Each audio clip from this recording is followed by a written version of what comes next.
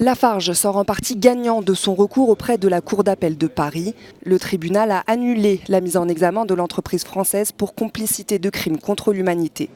Il n'existe pas dans le dossier d'éléments justifiant sa mise en examen. La Cour reconnaît que ni de près ni de loin, Lafarge SA a participé à ce crime qui lui était reproché par les juges. Lafarge n'est pas pour autant blanchi car le dossier reste lourd. Le cimentier est poursuivi depuis l'année dernière, soupçonné d'avoir financé entre 2013 et 2014 le groupe terroriste État islamique, notamment pour maintenir l'activité de son usine de Jalabia en Syrie, alors que le pays s'enfonçait dans la guerre. Après cette décision de justice, l'entreprise reste mise en examen pour financement du terrorisme, violation d'un embargo et mise en danger de la vie d'anciens salariés.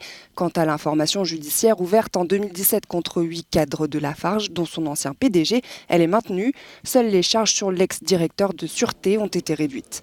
La sentence fait suite à une première décision de cette même cour d'appel fin octobre qui avait écarté du dossier 3 ONG à l'origine de la plainte contre Lafarge. Il faut aussi retenir que c'est la première fois en France, quand même, qu'une multinationale est mise en examen pour financement de terrorisme, mise en danger délibéré d'autrui et violation d'un embargo. Ce qui est quand même un pas important dans la lutte contre l'impunité des multinationales que nous menons, Sherpa et ICCHR, depuis des années. Dans cette affaire, l'entreprise est soupçonnée d'avoir versé via sa filiale Lafarge Cement Syria près de 13 millions d'euros à des groupes terroristes en Syrie.